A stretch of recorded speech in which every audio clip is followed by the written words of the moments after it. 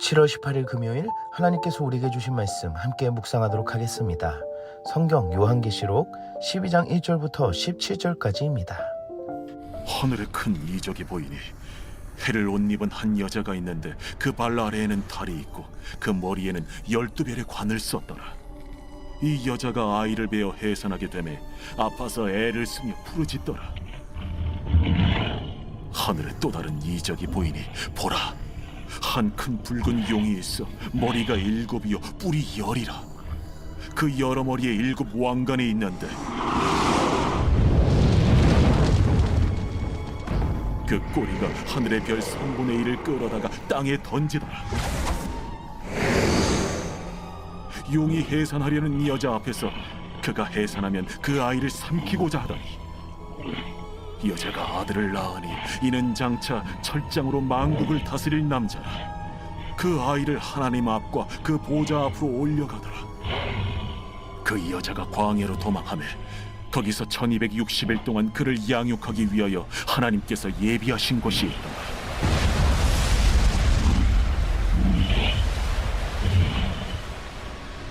하늘에 전쟁이 있으니 미가엘과 그의 사자들이 용과 더불어 싸울세. 용과 그의 사자들도 싸우나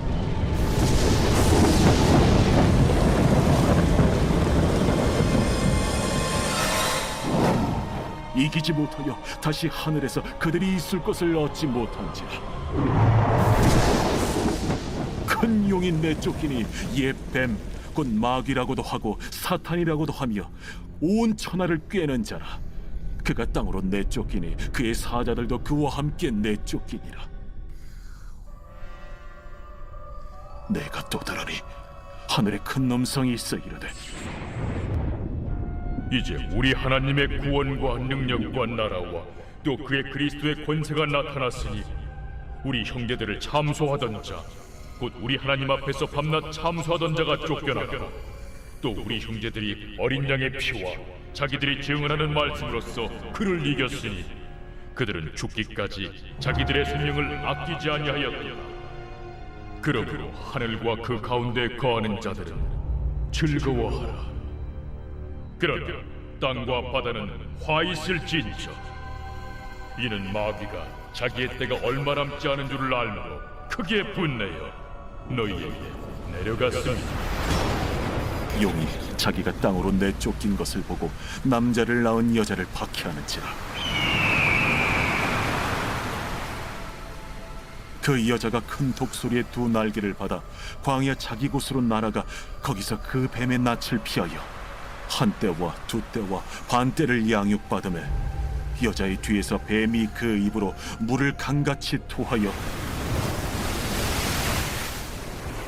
여자를 물에 떠내려가게 하려 하되 땅이 여자를 도와 그 입을 벌려 용의 입에서 토한 강물을 삼키니 용이 여자에게 분노하여 돌아가서 그 여자의 남은 자손 곧 하나님의 계명을 지키며 예수의 증거를 가진 자들과 더불어 싸우려고 바다 모래 위에 서 있더라. 오늘 본문에서는 12장부터 15장까지 나타난 표징을 보았다는 것으로 7가지의 장면을 볼 수가 있습니다. 먼저 오늘 본문에서는 세 중심 인물이 등장을 합니다. 여자, 용, 그리고 아이입니다. 표징으로서 여자가 상징하는 것은 하나님의 백성입니다. 창세기 37장에 요셉이 꾼 꿈에 등장하는 해와 달과 11별, 그리고 나머지 한 별인 요셉을 통해서 곧 하나님의 백성을 가리키는 것을 알 수가 있습니다. 그리고 용은 9절에서 소개하는 것처럼 옛뱀, 곧 마귀이며 사탄이라고 말하고 있습니다. 붉다라는 색깔을 나타내는 것은 피 흘림과 살인을 상징하므로 강력한 뿔과 머리인 권세로 하늘의 별 3분의 1을 땅에 던질 만큼 위력이 강함을 이야기합니다. 그리고 5절에서는 아이를 소개하고 있는데 여자와 용은 표징이라고 하지만 사도 요한은 아이를 장차 철장으로 만국을 다스리는 남자임을 말하고 있습니다. 이것은 시편 2편에서 장차 올 메시아가 이 땅의 모든 나라를 다스릴 왕이 될 것이라는 예언이 담긴 메시아 시편과 동일함을 알 수가 있습니다. 그리고 그 아이가 출생하고 보좌 앞으로 하늘에 올려질 승천할 것을 말하며 다시 여자의 이야기로 초점이 이어지는 것을 볼 수가 있습니다. 결국 오늘 본문에서는 여자가 상징하는 하나님의 백성, 곧 교회에 맞춰져 있음을 볼 수가 있습니다. 이 여자는 광야로 피신하여 1260일 동안 하나님의 보호를 받으며 지내게 됩니다. 계시록의 이야기가 문자적으로만 해석이 되어진다면 그것은 우리와 전혀 상관없는 상상의 이야기일 뿐입니다. 하지만 오늘 이 표징은 곧 하나님의 백성인 교회를 위한 말씀임을 아시기 바랍니다. 용의 힘이 아무리 강한 위력을 지녔을지라도 여자와 아이처럼 우리는 하나님의 은혜로 예수와 연결된 끊을 수 없는 하나님의 백성이며 우리는 오직 하나님의 보호하심을 받는다는 것입니다. 사랑하는 성도 여러분, 나에게 주신 구원의 은혜로 하나님께 속한 자임을 감사하며 이 세상의 핍박과 미혹 가운데에도 보호하시는 하나님의 역사를 아시는 하루가 되기를 축복합니다. 또 다른 장면에서는 하늘에서 벌어지는 영적 전쟁을 보여줍니다. 미가엘과 그의 사자들이 용과 더불어 싸우게 되고 용은 패배하여 하늘에서 내쫓김을 당하고 땅으로 내려갑니다.